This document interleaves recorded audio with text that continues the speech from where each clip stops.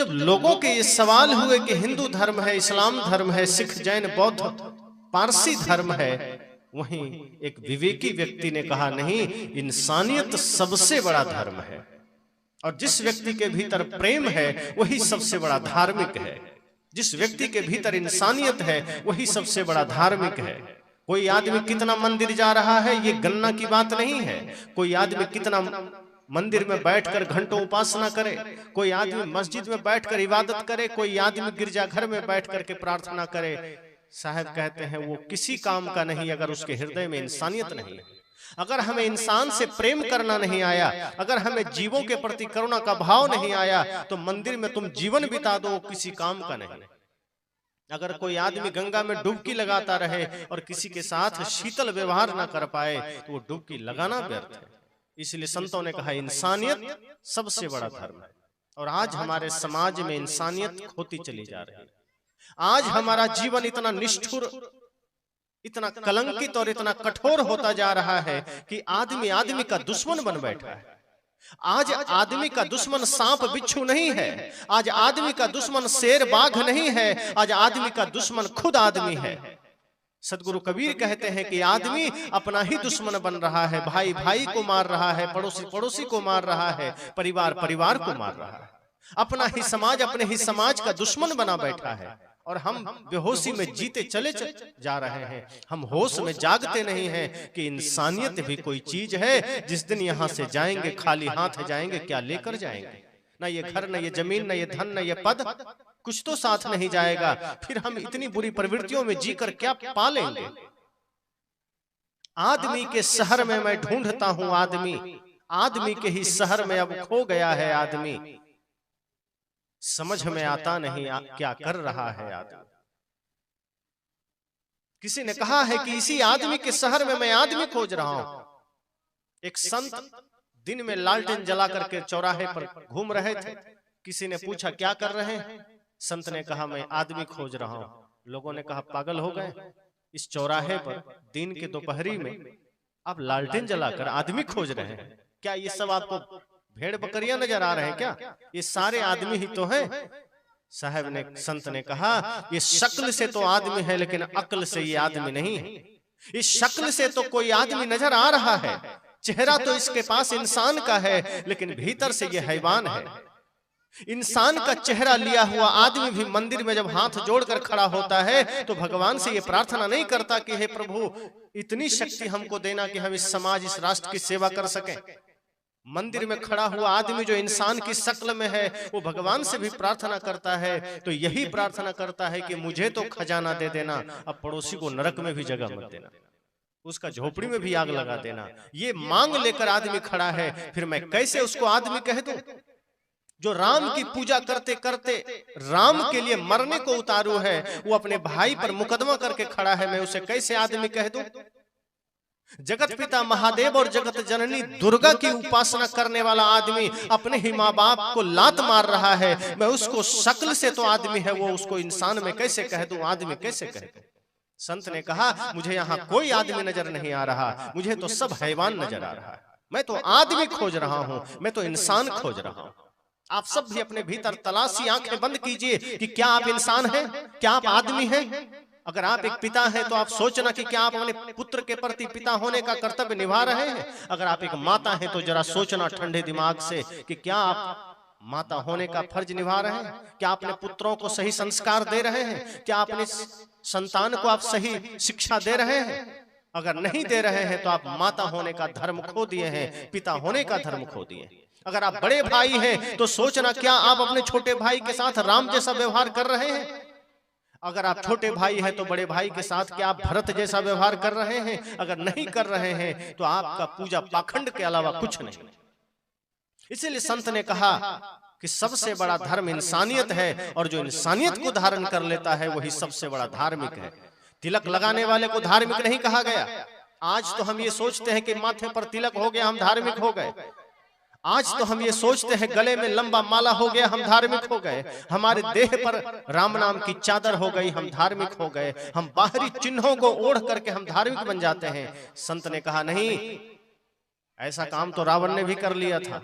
उसने भी तिलक लगाए थे, उसने भी बाल बढ़ाए थे, उसने भी ओम नमः शिवाय का चादर ओढ़ा था, लेकिन वो माता सीता को हरने चला गया था। इसलिए शकल से एक जैसा दिखने के बाद भी कोई जरूरी नहीं है कि उसके भीतर धर्म जागृत हो गया हो, उसके भीतर इंसानियत जागृत हो गया हो। व्यवहार से पता चलता है कि कौन इंसान है, कौन हैवान है। बाहर से तो सभी इंसान दिखते हैं। एक व्यक्ति ने पूछा कि इसी संसार में सब लोग रहते हैं, कैसे पता करें अच्छा कौन है, बुरा कौन है? कोई बढ़िया कपड़ा पहनता है तो अच्छा हो गया, कोई गंदा कपड़ा पहनता है तो बुरा हो गया। ऐसा नहीं, अच्छे कपड़े में भी बुरे लोग हो सकते हैं और गंदे कपड़े में भी अच्छे लोग हो सकते हैं। धन का खजाना जिसके पास है वो भी लालची हो सकता है, और जिसके पास खाने को 2 रोटी नहीं है वो भी त्यागी हो सकता है। उसके पास भी कोई संग्रह नहीं हो सकता। ज्ञान का संबंध हमारे भीतर के जीवन से है, बाहर से बिल्कुल भी नहीं है। इसलिए संत ने कहा कि जिसके जीवन में इंसानियत है वही सबसे बड़ा धार्मिक है। और आज समाज को ये जागने की जरूरत है, सोचने की जरूरत है कि क्या हम सब इंसानियत में जी रहे हैं? क्या हम धार्मिक बन पाए हैं? क्या हम धार्मिक होने का सिर्फ ढोंग कर रहे हैं, या फिर वास्तव में धार्मिकता हमारे भीतर जगी है? क्या हमारी यात्रा सिर्फ मंदिर में हो रही है, या मंदिर का गुण हमारे भीतर आया है? जैसे मंदिर में पवित्रता है, मंदिर में निर्मलता है। अगर ऐसी ही निर्मलता, ऐसी ही पवित्रता हमारे मन में आ जाए तो समझना आपका घर, आपका जीवन मंदिर हो गया, समझना आपका आंगन ही मंदिर हो गया। और यदि मंदिर जैसी पवित्रता मन में नहीं आई तो आप मंदिर जाओ चाहे मस्जिद जाओ, वो गंदगी आप जहां जाओगे लेकर जाओगे। इसलिए सबसे पहले यह समझना है कि धर्म क्या है। धर्म इंसानियत है, धर्म प्रेम है। इसलिए इस संसार में जहां भी आप जाइए, कोई हिंदू मिल जाएगा, कोई मुसलमान मिल जाएगा, कोई सिख, कोई बौद्ध, कोई जैन मिल जाएगा, बहुत मुश्किल से कोई इंसान मिल पाता है। सदगुरु कबीर से लोगों ने कहा कि कोई हिंदू बना रहा है, कोई मुसलमान बना रहा है, आप क्या बना रहे हैं? साहब ने कहा कि मेरे पास कोई हिंदू, कोई मुसलमान बनाने की जगह नहीं है, मैं लोगों को इंसान बनाता हूं, इंसान बनने की शिक्षा देता हूं। मेरी कोशिश है कि पहले इंसान बन जाओ। किसी ने कहा है, भक्त या विद्वान कवि, भगवान पंडित मौलवी। भक्त या विद्वान कवि, भगवान पंडित मौलवी, जो भी बनना बाद में, पहले बनो तुम आदमी। आदमी के शहर में मैं ढूंढता हूँ आदमी। आदमी के शहर में ही खो गया है आदमी। आदमी के शहर में मैं ढूंढता हूँ आदमी। कहा भक्त बाद में बन जाना, विद्वान बाद में बन जाना, वैज्ञानिक बाद में बन जाना, हिंदू मुसलमान बाद में बन जाना। तो लोगों ने कहा क्या बने? पहले बनो तुम आदमी। आदमी पहले बने, क्योंकि आज स्थिति खराब है समाज की। जंगल सा दृश्य हो गया बाजार देखिए, है खून से सना हुआ अखबार देखिए। आज अखबार के पेज उलटिए, शुरू में ही आएगा कहीं 2 आदमी मार दिया गया, कहीं 4 आदमी मार दिया गया, कहीं किसी पर किसी ने कुछ कर दिया, किसी ने कुछ कर दिया। इसी इंसान के बीच में इंसान डरा हुआ है, इसी समाज में लोग डरे हुए हैं। किससे? यही इंसान के वेश में छिपे हुए हैवान से आदमी डरा हुआ है। इंसान के ही वेश में छिपे हुए असुर से आदमी डरा हुआ है। उसी असुर को मिटाने की ये जगह है सत्संग, कि हम अपने भीतर के उसी असुरत्व को मिटा सके। और जिसने अपने भीतर के उस निशाचर को मिटा लिया, अपने भीतर के उस असुर को मिटा लिया, वही भक्त बन गया, वही धार्मिक बन गया। जब तक हमारे भीतर में असुर विराजमान है, हम क्या करते हैं? क्रोध करते हैं, हिंसा करते हैं, नशा करते हैं, मांसाहार करते हैं, माता पिता गुरु का अपमान करते हैं। ये जो भी कर रहा है समझना उसके भीतर असुर बैठा है, उसके भीतर देवता नहीं है, उसके भीतर धर्म नहीं है, उसके भीतर अधर्म है। चाहे वो कितना माला जपता है इसकी कोई गणना नहीं, चाहे वो कितना प्रार्थना करता है, इसकी कोई गणना नहीं। इंसान की गणना तब होती है जब ये देखा जाए कि उसके भीतर इंसानियत है कि नहीं, उसके भीतर प्रेम है कि नहीं। किसी के दुख को देखकर अगर वो द्रवित हो रहा है, समझना वो इंसान है। किसी के कष्ट को देखकर अगर उसके हृदय में पीड़ा हो रही है, समझना वो इंसान है। किसी भूखे को देख करके अगर उसने उसे भोजन दे दिया, समझना वो इंसान है। और समझना वो सत्संग कर लिया। सत्संग करने के लिए सत्संग में ही आना पड़े कोई जरूरी भी नहीं। अगर आप किसी भूखे को निस्वार्थ भाव से भोजन दे रहे हैं, समझना आपने सत्संग कर लिया। किसी प्यासे को अगर आपने श्रद्धा भाव से पानी दे दिया, समझना आपने सत्संग कर लिया। माता पिता गुरु की सेवा आपने कर ली, समझना आपने सत्संग कर लिया। और यदि सत्संग करके भी आप किसी भूखे को भोजन नहीं दे पाए, सत्संग में आकर भी किसी प्यासे को पानी नहीं दे पाए, तो समझना आपने जीवन के महत्वपूर्ण समय को बर्बाद कर दिया। ये सत्संग में भी बैठा हुआ समय आपका व्यर्थ गया और घर में भी आपने जीवन को व्यर्थ गंवा दिया। इसलिए सत्संग आपको प्रेरणा देता है, सत्संग आपको जगाता है कि होश में आइए, मृत्यु सबके सिर पर खड़ी है। इस मृत्यु को जीवन में आने से पहले सजग हो जाइए, क्योंकि जब यहां से जाइएगा तो कोई साथ नहीं होगा। ये रिश्ते नाते, ये मित्र, ये सगे संबंधी, ये बंधु बांधव सब यहीं रह जाएंगे, कोई साथ नहीं जाएंगे। अपनी अच्छी या बुरी कमाई साथ जाएगी। इसलिए भीतर इंसानियत जागृत कर लीजिए, भीतर प्रेम जागृत कर लीजिए। सबके प्रति मैत्री का भाव रखिए, प्रेम का भाव रखिए। संत यही तो शिक्षा देते हैं और संतों का संग से ये संभव है। जब हम संतों का संग करते हैं तो हमें ये पता चलता है धर्म क्या है, अधर्म क्या है। आज समस्या ये है कि हम संतों का संग नहीं कर पाते। समस्या ये है कि संतों का अर्थ भी पता नहीं है लोगों को, संत से परिचय भी नहीं। संत कौन है? संत के बारे में, साधु के बारे में बहुत लोग जानते भी नहीं साधु कौन है। वो ये समझ लेते हैं कोई वेश में है वही साधु। साहब कहते नहीं, जिसके जीवन में ज्ञान है, जिसके जीवन में ध्यान है, जिसके जीवन में करुणा है, जिसके जीवन में प्रेम है, जिसके जीवन में सत्य है, वो सब साधु है। जिसका मन निर्मल हो गया है वो सब साधु है। जिसने मनसा वाचा कर्मणा स्वयं को पवित्र बना लिया है वो सब साधु है। ऐसे साधु, ऐसे संत की आप संगत कीजिए, आपके जीवन में धर्म जागृत हो जाएगा। बहुत लोग ये सोच लेते हैं कि साधु का संग करने से हमको मिलेगा क्या, सत्संग में जाने से हमको मिलेगा क्या, कमाएंगे खाएंगे घर में पैसा होगा। क्योंकि आज लोग देखता है, सवाल मन में होता है लोगों को कि हम जैसा हैं वैसे साधु भी, जो हम खा रहे हैं वही वो खा रहे हैं, हम कपड़ा पहन रहे हैं वो भी कपड़ा पहन रहे हैं, हमें धन की जरूरत है उन्हें भी धन की जरूरत है, हम गाड़ी में चलते हैं वो भी गाड़ी में चलते हैं। एक व्यक्ति ने कहा, एक संत एसी डिब्बा में यात्रा कर रहे थे, तो एक सेठ बैठे थे। उसने कहा आप क्या हैं? संत ने कहा मैं एक साधक हूँ, सन्यासी हूँ। उसने कहा आप सन्यासी हैं तो एसी में क्या कर रहे हैं, जाइए जनरल डिब्बा में बैठिए। कहा क्यों? कहा एसी में बैठने वाला साधु होगा। संत ने कहा क्यों? एसी में बैठने से साधुता का क्या संबंध है, और जनरल डिब्बा में ही बैठने वाला साधु हो इसका क्या अर्थ है? कहा जिसको, जो सच्चा साधु है वो एसी में नहीं बैठ सकता, उस सुविधा में नहीं जी सकता। संत ने कहा सिर्फ भाव का फर्क होता है। सच्चे संत का की पहचान अगर करनी है तो उनके भाव से करना। तुम भी एसी में हो वो भी एसी में है, पर दोनों के भाव में फर्क होता है। तुम भी कपड़े पहनते हो वो भी कपड़े पहनते हैं, पर दोनों में फर्क होता है। उसने कहा हमें तो कोई फर्क मालूम नहीं पड़ता। कहा ठीक है कोई बात नहीं, अभी यात्रा लंबी है, पता चल जाएगा लंबी यात्रा है। सेठ ने कहा ठीक है देखते हैं। तो सेठ बाजार से ढेर सारा सामान कीमती कीमती लेकर चढ़े थे ट्रेन में। बहुत सारा सामान था, पूरा कंपार्टमेंट उसी के सामान से भरा था। संत के पास भी एक झोला था और एक कंधे में था। दोनों यात्रा करने लगे। दोनों में थोड़ी चर्चा शुरू हो गई। एक स्टेशन आया, आगे मान लीजिए प्रयागराज आ गया। संत ने कहा देखो तो कौन स्टेशन है? सेठ ने कहा लगता है प्रयागराज आ गया।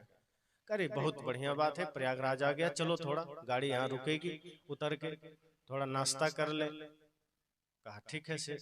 संत जी चलिए। सेठ भी उतर गए, संत भी उतर गए, नाश्ता उस्ता करने लगे। सेठ ने कहा देखिए संत जी ध्यान रखिएगा ट्रेन चल न दे।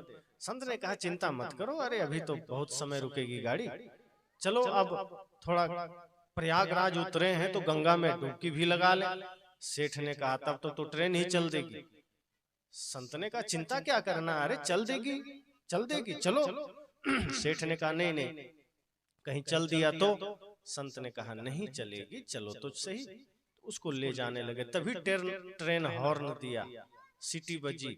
सेठ तो घबरा गया, संत निश्चिंत जा रहे हैं, सेठ घबरा गया, कहा गुरुजी आपके चक्कर में मेरा सारा सामान छूट जाएगा, छोड़िए फिर कभी गंगा में नहा लेंगे। भागा, ट्रेन में घुस गया। संत हंसने लगे, कहा यही तुम में और मेरे में फर्क है। तुम वस्तु के पीछे आज भी भाग रहे हो, जो सामान तुमने ले रखा है तुम उसे छोड़ नहीं पा रहे हो, और मेरी झोली पड़ी है, मेरा बैग पड़ा है, मैं उतर के चल दिया, मुझे कोई चिंता नहीं, मैं निर्वाह सब कुछ कर रहा हूं, इसी संसार में रह रहा हूं, पर मेरा रहना इस संसार में ऐसा ही है जैसे कमल पत्र है संत जन रहे जगत के माए। जैसे कमल का पत्र रहता है ना कीचड़ में, कीचड़ और पानी का स्पर्श भी नहीं करता है, संत ऐसे ही संसार में रहते हैं। संसारी भी रहते हैं इसी धरती पर, सन्यासी भी रहते हैं इसी धरती पर एक उसमें लिप्त होते हैं और एक उससे मुक्त होते हैं, होते इसी में। एक के मन में माया है, एक के मन में माया नहीं है, इसी मायावी जगत में दोनों हैं, लेकिन संसारी के मन में माया है और संत के मन में माया नहीं है। वो रह रहे हैं, उपयोग कर रहे हैं ऐसे इस निष्काम भाव से कि जो मिला मिल गया ठीक है, नहीं मिला तो ठीक है। पैदल चलना हुआ तो मुस्कुराहट है, गाड़ी में चले तो कोई बहुत ज्यादा मुस्कुराहट नहीं कि हाँ गाड़ी मिल गया बहुत खुशी हो गई। गाड़ी है तो वही आनंद, पैदल है तो आनंद, बढ़िया कपड़े कोई दे दिया तो भी वही भाव, कुछ नहीं मिला ऐसे ही चल दिए तो भी वही भाव। संत कहते हैं यही फर्क है, मन का फर्क है। अंदाजा मत लगाइए कि हमारे जैसे हैं तो फिर अंतर क्या है, अंतर बहुत होता है, जीने में अंतर होता है, जीवन शैली में अंतर होता है। इसलिए ऐसे संत की संगत जब हम करते हैं, ऐसे संत का जब हम संग करते हैं, तब हमारे जीवन में धर्म जागृत होता है। और जब धर्म जागृत होता है तो जो समाज को हम सुंदर रूप में देखना चाहते हैं, जिस परिवार को हम सुंदर रूप में देखना चाहते हैं, फिर हम वो रूप दे पाते हैं। आज हमारा समाज क्यों बिखर रहा है, आज हमारा परिवार क्यों बिखर रहा है, आज एक दूसरे का दुश्मन आदमी क्यों बना बैठा है? कभी आपने सोचा है दो भाई अलग क्यों हो जाता है? जब तक शादी नहीं हुई होती है दोनों भाई, एक ही माँ बाप से जन्म लेने वाला दो भाई एक साथ रहता है, एक ही थाली में भोजन करता है, लेकिन शादी होने के बाद ऐसा क्या हो जाता है कि दोनों एक दूसरे का दुश्मन बन जाता है। फिर भाई भाई को नहीं सुहाता है, फिर भाई भाई के प्रति जमीन के झगड़े शुरू हो जाते। इसी धरती पर, इसी भारत भूमि में जहां राम की उपासना होती है, वहीं भाई के प्रति ऐसा नफरत, ऐसी घृणा क्यों होती है? जहां माता सीता की पूजा होती है वहां नारियों के साथ ऐसा व्यवहार क्यों होता है? जहां मीराबाई की पूजा होती है वहां नारियों का इतना अपमान क्यों होता है? जहां माता शबरी पूजी जाती है वहां नारियों का इतना अपमान क्यों होता है? क्या हो जाता है? संतों ने कहा दो ही कारण है, हमारा घर, हमारा समाज, हमारा परिवार टूटने का, बिखरने का सिर्फ दो कारण है, और वो दो कारण है, पहला स्वार्थ और दूसरा अहंकार। जब स्वार्थ आ जाता है जीवन में तब हमारा परिवार टूटता है, हमारा घर टूटता है। अहंकार आ जाता है तो हम किसी के साथ रहना पसंद नहीं करते, फिर हमें कुछ बर्दाश्त नहीं होता, हम झुकना पसंद नहीं करते। ये स्वार्थ और अहंकार दो ऐसी बीमारी है, अगर आपके जीवन में है आप देखना आपका घर टूटेगा। अगर आपने स्वार्थ पाल लिया है तो आप सदैव एकांगी बनकर जीना चाहेंगे, और फिर यही समस्या होती है कि आपका घर बिखरता है, टूटता है, बर्बाद हो जाता है। अक्सर मैं कहानी सुनाया करता हूं, पुनः याद दिला दूं। दो भाई थे, दोनों में बड़ा प्रेम था। संत को बुला के सत्संग करते थे। दोनों ने दीक्षा लिया था और दीक्षा लेकर के दोनों खूब गुरुजी की सेवा उपासना करते थे, गुरुजी को भोजन कराते थे, साथ में अपना दोनों भाई भी एक ही साथ बैठ के भोजन करते थे। तो गुरुजी एक बार सत्संग करके चले गए। 5-7 साल बाद फिर संत का आगमन उस गांव में हुआ। बड़े भाई ने बुलाया, संत आए, सत्संग किए। लेकिन सत्संग के बाद जब संत भोजन करने बैठे तब ध्यान आया कि इस आदमी का तो एक छोटा भाई भी था। 5-7 साल पहले जब मैं आया था तो दोनों भाई सेवा करता था, दोनों भाई मिल करके हमें भोजन कराया, जलपान कराया। आज मैं ध्यान नहीं दिया, लेकिन ये छोटा भाई कहाँ गया भाई? तब संत ने बड़े भाई को बुलाया, कहा ये बताओ तुम्हारा छोटा भाई कहाँ है? बड़े भाई ने क्या कहा? गुरुजी आप भोजन कीजिए, उसका नाम मत लीजिए। संत ने कहा नहीं नहीं, ऐसे कैसे कर लेंगे भोजन, हम तुम्हारे यहाँ भोजन करने आए। ध्यान दीजिएगा, संत कभी आपके यहाँ सिर्फ भोजन करने नहीं आते, वो आपके यहाँ सिर्फ दान लेने नहीं आते। अरे दान क्या देते हैं आप? आपकी श्रद्धा से जो आप देते हैं वो संत कभी जमा नहीं करते। आप संत, जो सच्चे संत हैं, आप वहां जाके देखिएगा, आप जो भी देते हैं वो वैसा के वैसा समाज में लगा देते हैं, लोगों की सेवा में लगा देते हैं, अपने पास कुछ नहीं रखते। हम ही लोग को देखिए, ऊपर से नीचे जितने कपड़े हम पहने हैं 800-900 में सब कपड़ा हो जाता है। चप्पल देखिए 200 का चप्पल है, कोई ज्यादा कुछ नहीं। कोई किसी ने जो दे दिया उपयोग करते हैं, बहुत ज्यादा शौक किसी चीज का नहीं। सिर पर जो पगड़ी है, जो सबसे महत्वपूर्ण है, ये भी मात्र 150 रुपए की है। ऐसी कोशिश ही नहीं होती कि शरीर पर कुछ महंगे वस्त्र सजाए जाए, शरीर ढक जाए, इतना काफी है। संत ने कहा मैं तुम्हारे गांव इसलिए नहीं आया कि तुम मुझे बढ़िया बढ़िया भोजन कराओ, कि तुम मुझे दान दक्षिणा दो। अरे वो तो तुम मेरे शरीर की व्यवस्था के लिए देते हो, क्योंकि मेरा शरीर भी भौतिक है और इसे भी भोजन चाहिए, इसे भी कपड़ा चाहिए, और जो आश्रम में लोग आते हैं उन्हें भी सेवा चाहिए, इसलिए तुम्हारा दान हम स्वीकार कर लेते हैं। लेकिन अगर तुम अपने छोटे भाई के साथ दुर्व्यवहार कर रहे हो, भाई भाई में खाई पैदा कर रहे हो, तो मैं तेरी सेवा स्वीकार नहीं कर सकता।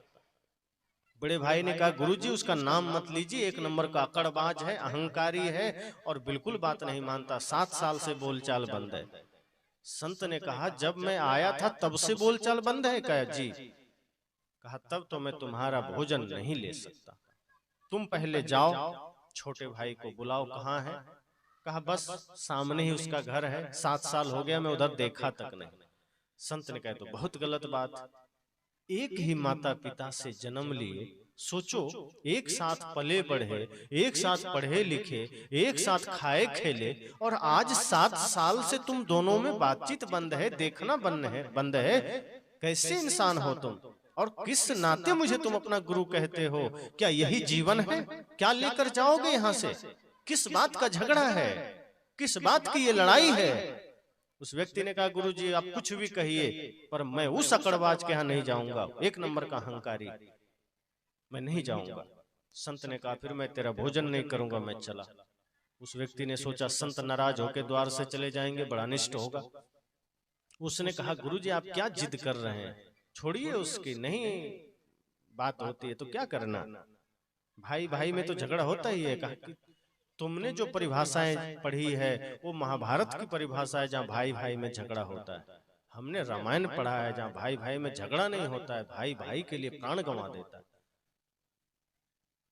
क्योंकि राम जी, भरत जी, शत्रुघ्न जी, लक्ष्मण जी का जब प्रेम हम पढ़ते हैं, उनके संबंधों को पढ़ते हैं, तो आज भी आंखों से आंसू आ जाते हैं कि सब छोड़ दिया, धन छोड़ दिया, जमीन छोड़ दिया, अयोध्या छोड़ दिया, पद प्रतिष्ठा छोड़ दिया, भाई भाई को नहीं छोड़ा। संत ने कहा इसलिए जाओ। कहा मैं बड़ा भाई हूं, छोटे भाई को मैं कैसे झुक सकता हूं? कहा बड़े होने का बड़ा अहंकार है तुम। अरे छोटा भाई है, तुम्हारा ही भाई है, झुक जाओ। अगर तुम्हारे झुकने से वो मान सकता है तो झुकने में क्या बुराई है?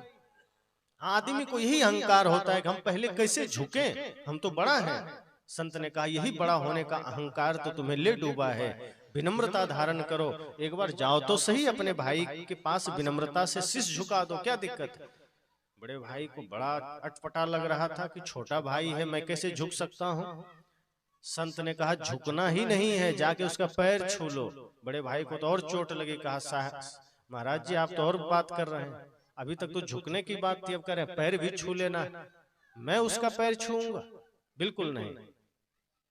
संत ने कहा तुम ही ज्यादा अकड़बाज हो, मुझे तो लग रहा है तुम्हारी कारण झगड़ा हुआ है, जब तुम ही मेरी बात नहीं समझ रहे हो। बड़े भाई ने कहा आप भी तो गजब बात कर रहे हैं, मैं कैसे झुक सकता हूं? संत ने कहा अगर आपके झुकने से परिवार में सामंजस्य बन जाए, अगर आपके झुकने से परिवार में शांति आ जाए, अगर आपके झुकने से रिश्ते बन जाएं, तो झुकने में क्या दिक्कत है?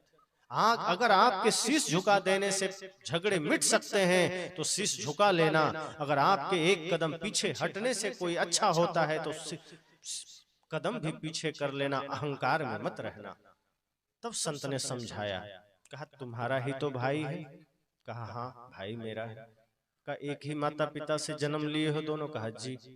कहा फिर इतना सोच क्यों रहे हो? एक बार पैर छू लोगे क्या घट जाएगा तुम्हारा? छोटे हो जाओगे, बड़े ही तो रहोगे, मर्यादा ही बढ़ेगी तुम्हारी। उसने कहा कैसे छू लें?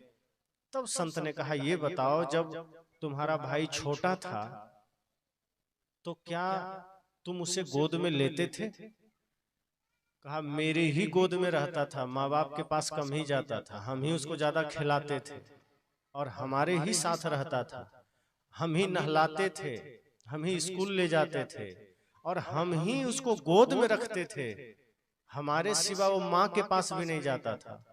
संत ने कहा ये बताओ जब तुम उसे नहलाते थे, जब तुम उसे गोद में लेते थे तो क्या उसका पैर तुम नहीं छूते थे? कहा कितने बार, नहाते समय पैर पकड़ के रगड़ते भी थे, और जब गोद में उठाते थे तो पैर कितने बार छुआता था। कहा छोटा भाई है क्यों छूता था? कहा तो प्यारा सा बच्चा है, पैर छूने में क्या दिक्कत है? कहा तो अभी क्या वो बहुत बड़ा हो गया, तुम्हारा छोटा ही भाई है ना, यही भाव करके एक बार पैर छू लेना। तब बात समझ में आई। कहा जी गुरुजी मैं जाता हूँ। तब वो धीरे धीरे चला, पर अहंकार उसे झुकने नहीं दे रहा था। फिर भी संत ने कहा है थोड़ी बात समझ में आई, वो चला, देखा कि बड़ा भाई आंगन में बैठ के पेपर पढ़ रहा है, छोटा भाई पेपर पढ़ रहा है, बड़े भाई धीरे धीरे जा रहा है। जैसे ही बड़े भाई को अपनी तरफ आते छोटे भाई ने देखा, उसको भी थोड़ी हलचल पैदा हो गई कि 7 साल बाद आज बड़े भैया का कदम मेरे द्वार की तरफ, जो आज तक नजर घुमा के नहीं देखा वो आज मेरे द्वार की तरफ आ रहे हैं, बात क्या है? छोटे भाई के हृदय में भी हलचल पैदा होने लगा। आखिर बड़ा भाई से उसे भी स्नेह था, लेकिन बड़े भाई के अकड़ ने छोटे भाई को दूर कर रखा था, और बड़ा भाई इस अहंकार में था कि भले ही मैंने उसे नकारा है, भले ही मैंने उसे दुत्कारा है, भले ही मैंने उसे अलग किया है, पर वही मेरे सामने आके झुके तो बात बनेगी। पर छोटा भाई बेचारा डर से वो बात ही नहीं करता था कि जब बड़े भाई ने झगड़ा करके मुझे निकाल ही दिया है तो फिर प्रतीक्षा करते हैं, लेकिन गलती उसकी भी रही होगी। कभी भी एक तरफा गलती तो नहीं होती, दोनों तरफ से गलती होती है, लेकिन प्रेम तो हृदय में था ही। छोटा भाई के मन में भी हलचल होने लगा कि जो कभी नजर उठा के नहीं देखा वो बड़ा भाई मेरे द्वार तक। उसके बाद तभी देखता है कि बड़ा भाई तो उसके घर के द्वार पर पहुंच गए, और जैसे ही अपने बड़े भाई को एकदम निकट में देखा, छोटा भाई खुद को रोक नहीं पाया।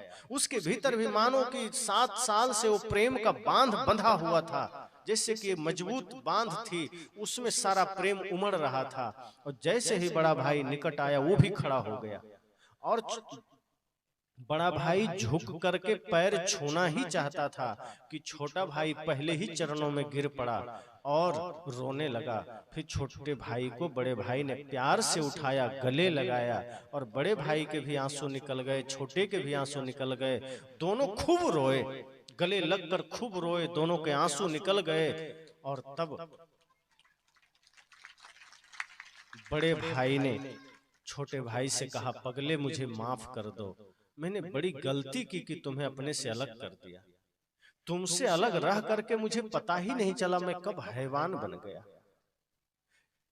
छोटे भाई और बड़े भाई का क्या प्रेम होता है मैं आज समझ रहा हूं। गुरु जी का धन्यवाद है जो मुझे मिला दिया तुमसे। इसलिए मुझे माफ करना, मुझसे गलती हो गई। छोटे भाई ने कहा भैया गलती तो मुझसे भी हुई है, मैं भी आपके चरणों में आके कभी माफी नहीं मांगा, मुझे भी माफ कर दीजिए। दोनों ने अपनी अपनी गलती स्वीकारी, दोनों ने आंसू बहाए और एक दूसरे को सहारा देते हुए गुरुजी के पास गए। गुरुजी ने जब दोनों भाई को एक साथ देखा, गुरुजी को भी खुशी हुई। कहा बस यही तो मैं देखना चाहता था कि मेरे आने से तुम्हारे बीच के खाई मिट सके, संत के आने से तुम्हारे समाज के बीच का विरोधाभास मिट सके, संत के आने से तुम्हारे आपस के विवाद मिट सके, ये कोशिश करना। बड़े भाई छोटे भाई को संत ने आशीर्वाद दिया कि दोनों ऐसे ही प्रेम में जीना, ऐसे ही आनंद में जीना, ऐसे ही भाव में जीना। कभी भी धन को लड़ाई का कारण मत बनने देना, कभी भी पद को लड़ाई का कारण मत बनने देना। समस्या क्या होती है कि बीच में जैसे ही धन आता है हम स्वार्थ में पड़ जाते हैं, बीच में पद आता है हम अहंकार में पड़ जाते हैं और अपने रिश्ते को ठोकर मार देते हैं, अपने भाई को ठोकर मार देते हैं, माता पिता गुरु को ठोकर मार देते हैं। संत ने कहा कि यही तुम्हारे जीवन में महत्वपूर्ण है। जिसके पास प्रेम का धन है उससे बड़ा धनवान इस धरती पर कोई नहीं है। बाहर का धन आज है, कल कोई लूट लेगा, बांट लेगा, लेकिन जिसके जीवन में प्रेम का धन है उससे कोई छीन नहीं सकता है। जिसके पास भक्ति का धन है उससे कोई लूट नहीं सकता है। खर्चे नहीं कोई चोर न लूटे, दिन दिन बढ़त सवायो, पायो जी मैंने राम रतन धन पायो। मीरा कहती हैं कि जो प्रेम का धन है, राम का धन है, सत्य का धन है, भक्ति का धन है, ये मैंने गुरु की कृपा से पाया है और इसे कोई लूट नहीं सकता, बांट नहीं सकता, चोर चुरा नहीं सकता। संत ने कहा ये प्रेम तुम्हारा धन है और इसे कभी अपने भीतर से जाने मत देना। दोनों भाई ने हाथ जोड़े, कहा गुरुजी आपकी बड़ी कृपा है जो आपने हमारे बीच की दीवार को मिटा दिया, क्योंकि रिश्तों के बीच में जो अदृश्य दीवार हम खड़ी कर लेते हैं वो दिखाई तो नहीं देते, पर इतनी मोटी और इतनी मजबूत होती है कि चीन का दीवार भी फेल हो जाता है। चीन की दीवार तो एक बार दिख भी जाती, लेकिन हमारे रिश्तों के बीच में जो हमने दीवारें खड़ी कर रखी है वो इतनी भयंकर होती है कि वो मिटती नहीं है। वो दीवारें दिखाई नहीं देती लेकिन वो टूटती नहीं है। दोनों भाई ने कहा गुरुजी मुझे क्षमा करना, लेकिन अब हम संभल गए, सुधर गए और अब हमारे जीवन में इस तरह की बात कभी नहीं आएगी। संत ने कहा अभी मामला पूरा नहीं हुआ, मैं तभी भोजन करूंगा जब पहले तुम दोनों एक ही थाली में भोजन करोगे, जैसा कि पहले करते थे। दोनों भाई बैठे, बड़े भाई ने छोटे भाई को खिलाया, छोटे ने बड़े को खिलाया। संत ने आशीर्वाद दिया, कहा अब मेरा काम पूरा हो गया। यही तुम्हारे जीवन में होना चाहिए, यही समाज में होना चाहिए। क्या झगड़ा करना, क्या विवाद करना, जब सब छोड़ के ही चले जाना है। स्वार्थ अपने जीवन में कभी मत आने देना। स्वार्थ आपको नरक बना देता है, अहंकार आपको नरक बना देता है। अहंकार कभी भी सफल नहीं होने देता। सफल होने के लिए विनम्रता चाहिए। पेड़ में भी जब फल लगते हैं तो उसकी डालियां झुक जाती है और हमारे भीतर हम थोड़ा सा धन पा लेते हैं, थोड़ा सा पद पा लेते हैं, मकड़ कर और खड़े हो जाते हैं। पद आ जाए तो और विनम्रता आनी चाहिए, धन आ जाए तो और विनम्रता आनी चाहिए।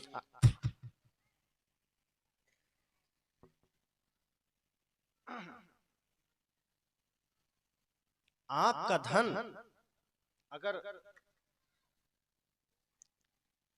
किसी के लिए काम आ जाए, आपकी विद्या किसी के काम आ जाए, आपका बल किसी के काम आ जाए, तो समझना आपके पास धन, आपके पास विद्या सही में सार्थक है। कभी ऐसी कोशिश मत कीजिए कि आपका धन किसी के लिए नुकसान का कारण बन सके। आज धन के द्वारा यही तो हो रहा है समाज में। हम धन देकर किसी को हत्या करवा रहे हैं, हम धन से किसी को नशा करवा रहे हैं, हम धन से किसी का घर तोड़वा रहे हैं, हम धन से किसी पर झूठे मुकदमा करवा रहे हैं। अगर आपका धन किसी के जीवन को बर्बाद कर रहा है, अगर आपका धन समाज को तोड़ रहा है, तो समझना वो धन गलत हाथ में चला गया है। अगर आपकी विद्या किसी के जीवन के साथ खेल रहा है, तो समझना वो विद्या गलत हाथ में है। और अगर आपका बल किसी के लिए खतरा बन रहा है, तो समझना वो बल गलत हाथ में।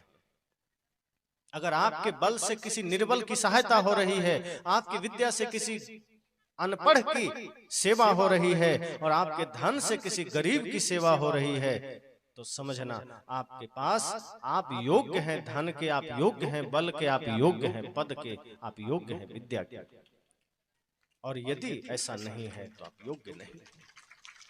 इसलिए मैंने कहा धार्मिक, अगर सच में धार्मिक बनना चाहते हैं तो अपने भीतर धर्म को जागृत कीजिए, प्रेम को जागृत कीजिए।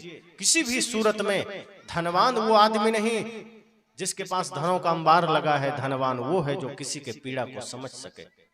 यहाँ बलवान वो आदमी नहीं है जिसके पास बहुत ज्यादा बल है और वो दूसरों को सता रहा है।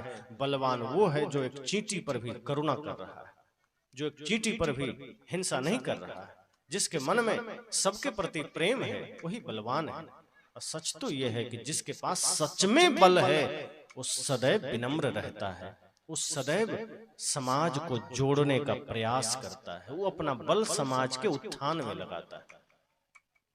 अगर आप अपना बल का प्रयोग समाज तोड़ने में कर रहे हैं, घर तोड़ने में कर रहे हैं, वो बल फिर रावण का बल हो गया। अगर आपका बल समाज उत्थान में जा रहा है, आपके बल से राष्ट्र निर्माण हो रहा है, आपके बल से कुछ बढ़िया काम हो रहा है, तब ठीक है। इसलिए जब कोई पूछे धर्म क्या है तो इतना ही जानना, इतना ही समझिए कि धर्म इंसानियत है, धर्म प्रेम है, धर्म सत्य है। और जब हम इसे धारण करते हैं तो हम धार्मिक हो जाते हैं, हम पुजारी हो जाते हैं, हम सत्संगी हो जाते हैं। मंदिर में पूजा करने से पुजारी नहीं होंगे, भगवान को भोग लगाने से पुजारी नहीं बनेंगे। भगवान को भोग तो लगा देते हैं और कोई भूखा आ जाए तो उसे हम लात मार के भगा देते हैं। ट्रेनों में कई लोगों को आप देखेंगे, जब गंगा नदी से ट्रेन गुजरती है और उसी समय कोई भिखारी आ गया तो कहते हैं चलो निकलो, रखने दिया है, और तुरंत जेब से 10 रुपए का सिक्का गंगा में फेंक देता है। इसका मतलब क्या है? उसको उसमें भगवान नहीं दिखा, गंगा में 10 रुपए इसलिए फेंक दिया कि गंगा माँ की कृपा बरसेगी, पर सच में जिसके अंदर परमात्मा बैठा है, जो भिखारी आपके सामने आया, आपने उसे दुत्कार के भगा दिया। मतलब आप गलत जगह दान कर रहे हैं, आप गलत जगह दे रहे हैं। गंगा में पैसा फेंक दिए, क्या हो जाएगा? गंगा मैया को पैसे की कमी पड़ गई, वो आपका पैसा लेंगी, क्या करेंगे? उनके यहाँ चलता है 10 रुपए का सिक्का? नहीं चलता है, वो क्या कर लेंगे? वो हम लोग पूजा ही गलत तरीके से किए चले जा रहे हैं। मंदिर में घंटों घंटों उपासना चलती है और बाहर इंसान से झगड़े चलते हैं। आदमी मंदिर में पूजा भी करता है कि प्रभु मुझे आशीर्वाद देना, हम मुकदमे में विजयी पाले। एक चोर भी मंदिर में जाता है पूजा करने, महादेव से प्रार्थना करता है, महादेव जी कृपा करना, आज रात में हमको लंबा चोरी करने का मौका मिले। उसे भी लगता है भगवान हमारी सुन लेंगे। एक वकील भी प्रार्थना करता है, प्रभु ऐसी कृपा करना कि हम जितना अधिक से अधिक केस लड़ें और जीतें झूठ बोल बोल के, और उसे भी लगता है हमारी पूजा सुनी जाएगी। डॉक्टर जाके प्रार्थना करता है, प्रभु कृपा करना ज्यादा लोग बीमार पड़े, ज्यादा मरे ताकि हमारे पास आवे। डॉक्टर भी प्रार्थना करता है। मुर्दा घर वाला वो भी प्रार्थना करता है, प्रभु कृपा करना ज्यादा आदमी मरे ताकि हमको ज्यादा यहाँ जलाने के लिए पैसा मिले। हर आदमी प्रार्थना में लगा है और सबको लगता है भगवान हमारी प्रार्थना सुन लेंगे। क्या सब धार्मिक हो गए? अगर गलत मनसा से आप मंदिर जा रहे हैं, आप धार्मिक हो ही नहीं सकते। अगर आप स्वार्थ बस मंदिर जा रहे हैं, आप धार्मिक हो ही नहीं सकते। पूजा का स्वरूप क्या है?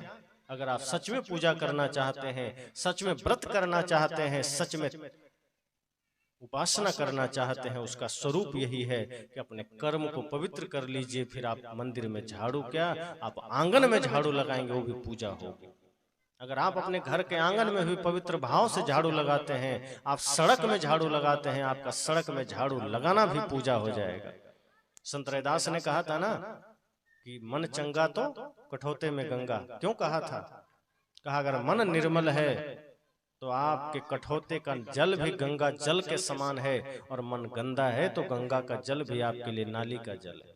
फिर कोई फर्क नहीं पड़ता, क्योंकि आपका मन ही गंदा है। लोगों ने कहा चलिए पूजा करने, संत रैदास ने कहा मैं तो यही पूजा कर रहा हूं। कहा कैसे?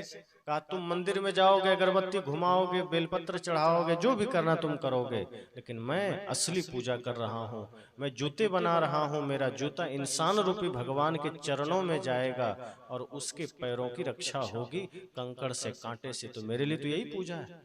तो जिसने अपने कर्म को ही पूजा बना लिया, फिर उससे बड़ा पुजारी कौन हो जाएगा? एक आदमी मंदिर में पूजा कर रहा है, उसे लग रहा है भगवान सब कुछ दे देंगे, आपकी पूजा करने से दे देंगे। आप जब तक कर्म को सही नहीं करेंगे आपको कुछ नहीं मिलेगा। आप कर्म को बिगाड़ रखे हैं, आप घर परिवार समाज संसार को आपने अपना क्या योगदान दिया है? अगर आप एक व्यक्ति हैं, मैंने कहा एक पिता है, पुत्र को आपने क्या शिक्षा दी है? अगर आप एक माता है, अपने पुत्र को क्या शिक्षा दी है? अगर आप बड़े भाई हैं, छोटे भाई को आपने क्या शिक्षा दिया?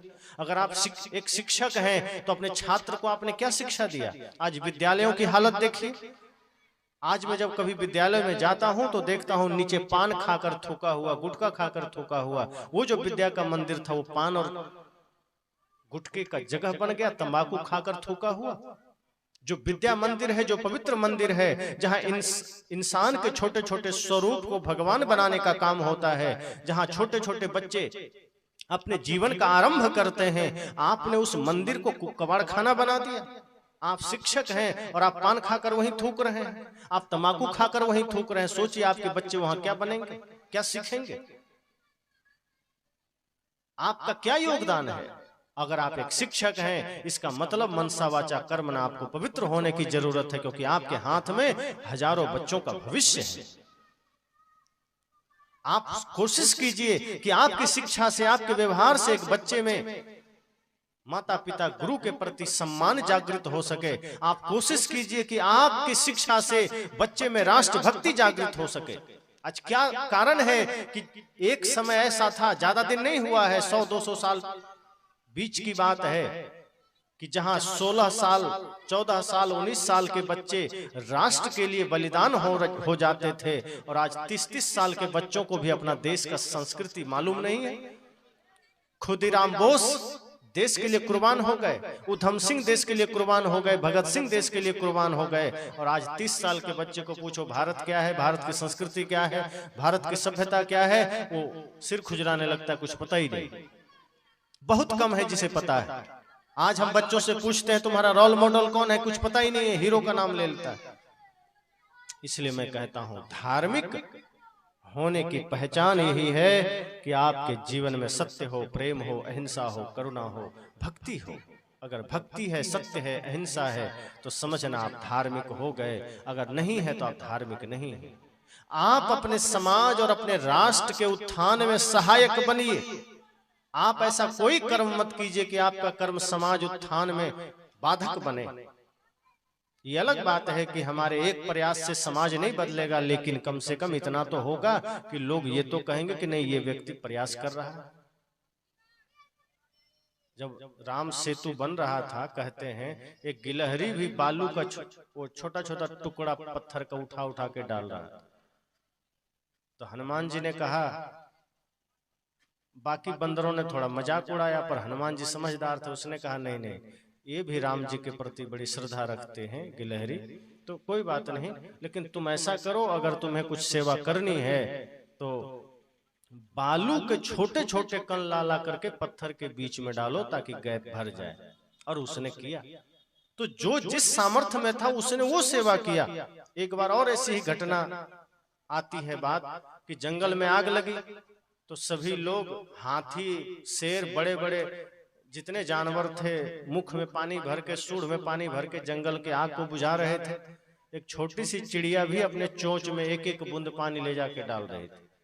तो बड़े जानवरों ने मजाक उड़ाया, कहा कि भला तुमसे कुछ होगा? क्या कर रहे हो, चुपचाप जाओ बैठो, ये क्या कर रहे हो, कुछ होगा? उस चिड़िया ने कहा, होगा तो कुछ नहीं, लेकिन आगे कभी जब इतिहास लिखा जाएगा तो मेरा नाम आग लगाने वालों में नहीं, आग बुझाने वालों में आएगा, कि हम भी आग बुझाने में थे, भले ही हम कुछ नहीं कर पाए। हम नहीं चाहते कि हमारा नाम आग लगाने वाले में आए, हमारा नाम बुझाने वाले में आए। तो सकारात्मक अगर दृष्टि है तो आपके पास छोटा सामर्थ्य है, फिर भी आप धर्म का काम कर जाएंगे। अधूरा ज्ञान सदैव खतरनाक होता है। अगर हमने आधा अधूरा जान लिया है तो वो जीवन के लिए खतरा ही बनता है, फिर उससे कुछ बनेगा नहीं। उससे अच्छा कुछ मत जानिए। अधूरा ज्ञान सदैव, कहीं कबीर अर्धघट डोले पूरा होए विचार ले बोले। साहब तो कहते हैं कि आधा घड़ा जल है तो वो डोलता है, छलकता है, और घड़ा में जल भर जाए तो छलकता नहीं। तो अक्सर जब अधूरा ज्ञान होता है तो हम उसको जीते नहीं हैं, बल्कि हम फिर तर्क वितर्क में लग जाते हैं, हम फिर दूसरे को नाप तौल में लग जाते हैं। और जब ज्ञान पूरा हो जाता है तो हम पूर्ण हो जाते हैं। मन मस्त हुआ तब क्यों बोले, हल्की थी तब चढ़ी तराजू, पूर्व भय तब क्यों बोले। जब पूर्ण ज्ञान हो जाता है फिर बोलते नहीं। लोग रिक्वेस्ट करेंगे फिर आप दो चार शब्द बोले। एक संत एक गांव में आए, कुछ लोगों ने सोचा कि संत आए हैं, चलो प्रश्न करेंगे, पूछेंगे इनसे। उसे पता नहीं था संत बड़े शांत थे, ज्यादा बोलते नहीं थे। तो गांव के कुछ पढ़े लिखे लोग गए संत के पास। संत से कहा मैं कुछ प्रश्न पूछने आया हूं। संत ने कहा क्या प्रश्न। कहा मैं भगवान के बारे में जानने आया हूं। तो संत ने कहा ठीक, मैं जरूर बताऊंगा, पहले मेरा एक प्रश्न है। संत ने कहा भगवान के बारे में जानने आए हो तो ये बताओ कि क्या तुम भगवान को मानते हो? क्या तुम भगवान को मानते हो? उन लोगों ने एक साथ कहा बिल्कुल मानते हैं। कहा कोई शंका नहीं? कहा बिल्कुल नहीं, एकदम दिल से भगवान को मानते हैं। संत ने कहा जब तुम मानते ही हो तो फिर मुझसे क्या जानने आए? जब तुमने पहले ही तय कर लिया कि भगवान हैं और तुम मानते भी हो, तुम कह रहे हो हाँ भगवान हैं और हम मानते भी हैं, तो फिर हमसे जानना क्या चाहते हो? फिर जाओ, व्यर्थ हमें परेशान मत करो, निकलो चलो। वो लोग कहे तो बड़ी भूल हो गई, ये लगता है साधु थोड़ा टेढ़ा है, अब क्या करें, चला गया। अब दूसरे दिन कुछ दूसरे लोग आए तैयार होके, कहा नहीं कुछ ये साधु से प्रश्न उत्तर तो हम करेंगे ही करेंगे, भले ही आज चले आए, अब कल हम पूछेंगे। दूसरे दिन आया वो लोग, फिर और 8-10 लोग को इकट्ठा कर लिया। अब सब लोग आए। अब की बार संत से कहा नमस्कार। संत ने कहा आओ। अब की बार लगता है आधे संख्या बढ़ गई है, कोई बात नहीं, आ जाओ बैठो। कहा हम कुछ पूछना चाहते। संत ने कहा क्या? कहा वही बात, भगवान के बारे में जानना चाहते। संत ने फिर वही कहा क्या भगवान है और क्या तुम भगवान को मानते हो? अब की बार लोगों ने सोचा कि पहले हमने कहा था भगवान है और हम मानते हैं, तो ये कुछ बोले ही नहीं। तो अब की बार वो लोग अपना उत्तर बदल कर आए थे। कहा नहीं भगवान बिल्कुल नहीं है और हम बिल्कुल नहीं मानते हैं। कहा तो जब तुमने पहले ही ठान लिया है कि है ही नहीं और नहीं तुम मानते हो, तो फिर उस पर क्या बोलना? अब जो है ही नहीं तुम पहले ही तय कर चुके हो और ये भी कह रहे हो हम मानते भी नहीं है, तो उस संबंध में फिर बात करना व्यर्थ ही तो होगा, निकलो यहां से चलो। उन लोगों ने कहा साधु तो बड़ा चालाक है, हम तो सोचे अब की बार कुछ सुनेंगे तो कुछ बोले ही नहीं। अब फिर से वापस वो लोग चले गए। अब आपस में सभी विद्वान सोच रहे हैं कि ऐसा क्या करें जो साधु कुछ बोले। अब आज गांव के कम से कम 15-20 आदमी तैयार हुए, 2 भाग में बंट गए और कहा अब तो बोलना ही पड़ेगा। अब तो बोलना ही पड़ेगा, क्योंकि ऐसी तैयारी उन लोगों ने कर ली। सोचा अब तो संत को बोलना ही पड़ेगा। तीसरे दिन फिर शाम को गए, संत से कहा हम पुनः भगवान के बारे में जानने आए। संत ने कहा मेरा वही प्रश्न है, क्या भगवान है और क्या तुम भगवान को मानते हो? तो अब की बार ये लोग बहुत चालाकी से पहुंचे थे। तो 20 लोग थे, जिसमें से आधे इधर हो गए, आधे दूसरे तरफ हो गए। तो आधे ने कहा नहीं भगवान बिल्कुल नहीं और हम नहीं मानते, और आधे ने कहा हाँ भगवान है और हम भगवान को मानते हैं। संत ने कहा फिर तो और भी बड़ी मुश्किल हो गई। जब आधे भगवान को जानते भी हैं और मानते भी हैं और आधे नहीं जानते और नहीं मानते हैं, तो एक दूसरे को बता दो ना, मुझे क्यों तंग कर रहे हो? तुम एक दूसरे में जान लो, जो जानता है वो नहीं जानने वाले को बता दो, मेरे पास क्यों आ गए? लोगों ने कहा फिर बोलो। अब तो ये हाथ में नहीं आ रहा। वो चला गया। संत ने अपने संस्मरण में लिखा कि चौथी बार वे लोग कोई आए ही नहीं, लेकिन शायद चौथी बार आते तो मैं चर्चा जरूर करता, क्योंकि चौथी बार उनके पास कोई प्रश्न नहीं होता। समस्या क्या होती है कि हम पहले ही सारे प्रश्न तैयार भी कर लेते हैं और उसका उत्तर भी खोज लेते हैं कि यही उत्तर इसका होना चाहिए, जो हम जान रहे हैं, जो हम मान रहे हैं। इसके अतिरिक्त कुछ होना ही नहीं चाहिए। अगर इसी के अनुरूप सामने वाला उत्तर दिया तब तो ठीक है, ये जानता है, वरना कुछ नहीं जानता, चल देते। संत ने कहा अगर वे लोग चौथी बार आते और ये कहते कि मुझे कुछ भी पता नहीं, जब ईश्वर का पता ही नहीं है तो हम जानने और ना जानने का प्रश्न कहाँ है, मानने और ना मानने का सवाल कहाँ है। मैं तो वही बस आपसे जानना चाहता हूं कि ईश्वर क्या है और ईश्वर कहाँ है और है भी कि नहीं। संत ने कहा अगर उसके पास ये प्रश्न होता जिसमें एक संभावना दिखती तो शायद मैं चर्चा करता, लेकिन प्रश्न भी उसने स्वयं तैयार किए थे, उत्तर भी खुद खोज लिए थे और मुझसे सिर्फ वो पुष्टि करना चाहता था कि बस जो हम जानते हैं ये भी कह दे हाँ तुम्हारा जानकारी ठीक है, ठप्पा लगा देता। फिर ऐसे प्रश्नों का उत्तर हम नहीं देते। प्रश्न वो सार्थक है जहां सिर्फ जिज्ञासा है, जहां मुमुक्षा है। इसी तरह से जब हम अपने जीवन में संतों के पास जाएं, गुरुजनों के पास जाएं, तो जिज्ञासा जब हम करें तो ऐसे ही जीवन के तमाम प्रश्नों की जिज्ञासा करें। आज हमारे जीवन में दुख है, आज हमारे जीवन में पीड़ा है, भाई भाई के बीच विवाद है, सामाजिक समस्याएं हैं, देश में समस्याएं हैं, आर्थिक समस्याएं हैं, बच्चे के रास्ते बिगड़ रहे हैं, सास बहू के झगड़े हो रहे हैं, पति पत्नी के संबंध बिगड़ रहे हैं। आखिर क्या कारण है? हमारे जीवन में क्या वजह है इन विवादों का? हमारे जीवन में क्या कारण है इन झगड़ों का? सबका कारण मैंने कहा था स्वार्थ और अहंकार है। जब हम स्वार्थ और अहंकार को खत्म कर देते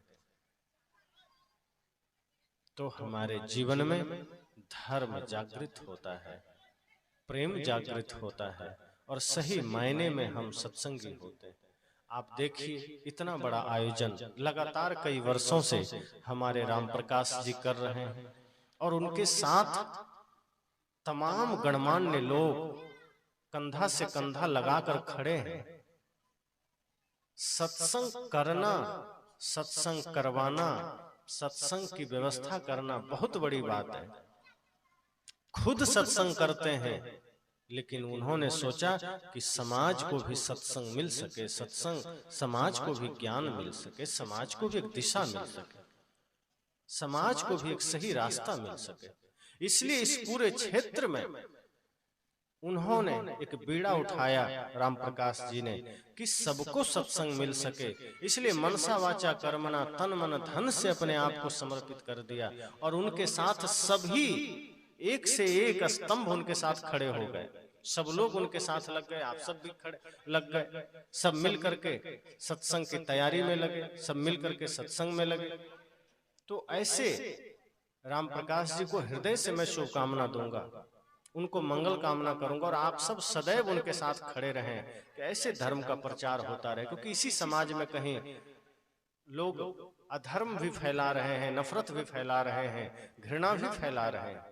ऐसे लोगों को धन्यवाद है जो प्रेम की साधना कर रहे हैं, जो प्रेम का प्रचार कर रहे हैं, जो सत्य का प्रचार कर रहे हैं, जो ज्ञान का प्रचार कर रहे हैं। तो ऐसे लोगों के साथ खड़े होइए और आप भी अपना नाम धार्मिकता में लिखाइए, धार्मिक होने में लिखाइए। धर्म की पहचान यही है कि मन वाणी कर्म से हमारा जीवन पवित्र हो जाए। और राम भी कहते हैं निर्मल मन जन सो मोहि पावा, मोहि कपट छल छिद्र न भावा। अगर हमारे मन में थोड़ा भी नफरत है, थोड़ी भी घृणा है, हमारे मन में थोड़ा भी अहंकार है, हमारे मन में थोड़ा भी विकार है, थोड़ा भी कपट है, तो राम क्या कहते हैं, ऐसे लोग मुझे बिल्कुल पसंद नहीं। अगर हम अपने मन से किसी की निंदा करते हैं, मन से किसी की बुराई करते हैं, किसी की कमियां निकालते हैं, तो राम क्या कहते हैं, ऐसे लोग मुझे बिल्कुल पसंद नहीं। सदैव सबके प्रति प्रेम का भाव रखिए, सदैव सबके पास सबके प्रति मैत्री का भाव रखिए और एक दूसरे का सहयोग करिए, एक दूसरे का सहारा बनिए। किसी के दुख को देखकर खुश मत होइए, पता नहीं वो दुख आपके जीवन में आ जाए। किसी भिखारी को देखकर कभी मजाक मत उड़ाइए, क्या पता उसके हाथ में जो भिखारी वाला कटोरा है संजोग बने और आपके हाथ में आ जाए, कौन जानता है। इस धरती पर राजा को रंक होते देर नहीं लगता और रंक को राजा होते देर नहीं लगता। इसलिए कभी भी किसी लाचार को देख करके, किसी बीमार को देख करके, किसी भिखारी को देख करके मजाक मत उड़ाइएगा। सदैव समझिएगा कि ये घटना हमारे जीवन में भी घट सकती है, हमारे हाथ में भी भिक्षा पात्र आ सकता है, लेकिन नहीं आए आपके हाथ में भिक्षा पात्र, इसके लिए सदैव मन में प्रेम, मन में सत्य, मन में अहिंसा का भाव रखिए, सदैव सेवा का भाव रखिए, सदैव दान का भाव रखिए। कोशिश कीजिए कि हम किसी भूखे को भोजन देंगे, किसी प्यासे को पानी देंगे, किसी जरूरतमंद का सहारा बनेंगे। अगर कोई लाचार है, कोई बीमार है, आप उसकी सेवा कीजिए, कोई कामना नहीं कीजिए। आज हम किसी को 5 रुपया भी दान करते हैं तो कामना कर लेते हैं, हम तुरंत मन में सोचते हैं कि मैंने दान किया, इसका फल मुझे मिल जाए। संत कहते हैं अगर आप थोड़ा भी दान करते हैं तो ये सोचिए कि मेरा कुछ नहीं, मेरा मुझ में कुछ नहीं, जो कुछ है सो तोरा और तेरा तुझको सौंपता क्या लागत है मोर। जब आप इस भाव से कुछ भी करेंगे तो आपके जीवन में सदैव शुभ का आगमन होगा, सदैव शांति का आगमन होगा। संत तो यहाँ तक कहते हैं कि अपने बच्चों की भी आप अगर परवरिश कर रहे हैं ना, अपने संतान की, तो वहां भी कामना मत करिए। आज हम क्या करते हैं, अपने बेटे को पढ़ाते हैं, कामना कर लेते हैं बुढ़ापे में मेरा सेवा करेगा, और जैसे ही हम स्वार्थ में सेवा करते हैं, स्वार्थ में हम बच्चे का लालन पालन करते हैं, फिर हमारी सेवा नहीं होती, फिर बच्चे हमें दुत्कार देते हैं। जब निस्वार्थ भाव से, निष्कपट भाव से, निश्चल भाव से हम छोटी से छोटी, बड़ी से बड़ी सेवा करते हैं, उसका पूरा फल खुद ही मिल जाता है, कोई कामना की जरूरत ही नहीं। इसीलिए सदैव ये भाव रखिए कि पता नहीं कल क्या होगा, पता नहीं कौन सी घटना किसके जीवन में घटित हो जाए, जिससे पहले कि हमारे जीवन में कुछ अशुभ घटित हो, हमें सदैव शुभ काम करते जाना है। इससे पहले कि हमारे जीवन में कुछ बुरा घटित हो, हमें अच्छे काम करते जाना है, हमें पवित्र काम करते जाना है, हमें संत गुरुजनों की सेवा करनी है, माता पिता का सम्मान करना है, सेवा करना है, राष्ट्र के सम्मान में अपने बच्चों को सही संस्कार देना है, सही शिक्षा देनी है।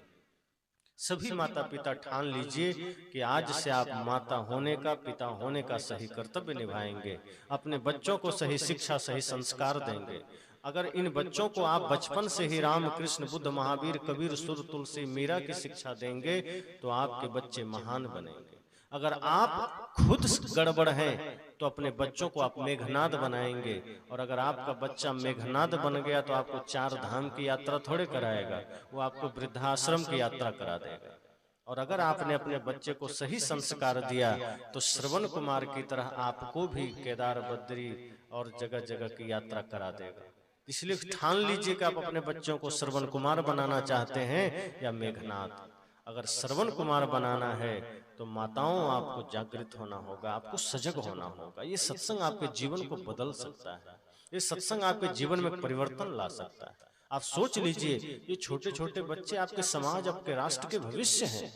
आप इनके सामने कभी कोई गलत कृत्य मत कीजिए, इनके सामने कभी गलत वचन मत निकालिए। माता पिता के मुख से निकले हुए कोई भी शब्द बच्चों के जीवन में असर करता है। अगर माँ अपने बच्चे को गाली दे रही है तो समझ जाना वो गाली उस पर घटित हो जाएगा, फलित हो जाएगा, और जिसके भीतर कुछ अच्छा हो सकता था, जो बच्चे भगत सिंह बन सकते थे, वो लादेन बन सकता है आपकी बातों से। इसलिए माताओं सजग होना, जागृत होना, अपने बच्चे को कभी गलत शिक्षा मत देना। आज होता क्या है, माता पिता क्या करते हैं, बच्चों के सामने ही विवाद कर लेते हैं, बच्चों के सामने ही झगड़ा कर लेते हैं, पति पत्नी में विवाद हो जाता है, पति पत्नी में झगड़ा हो जाता है, और एक दूसरे को गाली गलौज करते हैं। गुरुदेव सदगुरु आचार्य श्री धर्मस्वरूप साहब जी एक घटना सुनाया करते थे। कि एक महिला उनके पास आई अपने 5 साल के बच्चे को लेकर और कहा उन्होंने कि गुरुजी ये मेरा बच्चा गुटखा खाता है। साहब ने कहा 5 साल का बच्चा गुटखा लाता कहां से? का घर में ही। तो घर में कहां से आया? कहा इसी का पिताजी खाता है। तो गुरुजी ने कहा कि तुम कह रहे हो कि तुम्हारा ये छोटा बच्चा गुटखा खाता है और बड़ा शैतान हो गया है। उस महिला ने कहा गुरुजी मेरा बेटा बड़ा शैतान हो गया है, अभी से शैतानी करता है और इतना शैतान हो गया। साहब ने कहा क्यों? कहा गुटखा खाता है। तो साहब ने कहा जब तुम्हारा पति ही गुटखा खाता है, घर में लाके रखता है, और जब वो गुटखा खाता है और वो फिर भी इंसान है, तो बेटा शैतान कैसे हो गया? और यदि बेटा शैतान है मतलब बाप इससे बड़ा शैतान है। तो जब बाप खुद शैतान बन रहा है तो बेटा इंसान तो होगा नहीं। फिर साहब ने कहा तुम भी गुटखा खाती हो? तो उस महिला ने कहा कभी कभी हम भी खा लेते। तब साहब ने कहा जब माता पिता दोनों एक ही नाव पर सवार हो और जब दोनों महाशैतान बने हो तो बेटा इंसान तो नहीं बनेगा। कोशिश कीजिए अपने बच्चों के सामने कभी कोई गाली मत निकालिए, कभी कोई झगड़ा मत करिए, कभी कोई विवाद मत करिए। बहुत सजग होने की जरूरत है, माता पिता को जागृत होने की जरूरत है। बच्चे कच्चे फूल की तरह है, कच्चे धागे की तरह है, कोरा कागज की तरह है। आप जो लिखेंगे वही इसमें लिख जाएगा। आप गाली बचपना में सुनाएंगे वो गाली सीख जाएगा, गीत सुनाएंगे वो गीत सीख जाएगा। इसलिए आपके ऊपर है कि आप क्या शिक्षा देते हैं। ये सत्संग आपको जगाता है, ये सत्संग आपको सजग करता है। इसलिए मैंने कहा धर्म क्या है? इंसानियत धर्म है, प्रेम धर्म है, सत्य धर्म है, और जो इसको धारण करता है वही धार्मिक है। तो आप अपने अपने धर्म को समझिए। माता होने का धर्म निभाइए जैसे माता सीता ने निभाया था, पिता होने का धर्म निभाइए, भाई होने का धर्म निभाइए, गुरु होने का धर्म निभाइए, शिष्य होने का धर्म निभाइए, पड़ोसी होने का धर्म निभाइए, देशभक्त होने का धर्म निभाइए। जब सभी लोग अपने अपने धर्म को समझेंगे तब आप पाएंगे कि हम अपने जीवन में वो काम कर ले जा रहे हैं जिसके लिए शरीर मिला था। ये शरीर खेलने खाने कूदने के लिए नहीं मिला, वो काम तो जानवर भी कर रहे हैं, गाय भैंस भी पेट भर रहा है। सच तो यह है कि जितना मनुष्य शरीर हम सबको मिला है, ये मनुष्य शरीर मिला है आत्म कल्याण के लिए, जगत कल्याण के लिए, समाज सेवा के लिए, धर्म काम के लिए। तो छोटे छोटे बच्चे को सही संस्कार दीजिए, सही शिक्षा दीजिए। आज छोटे छोटे बच्चे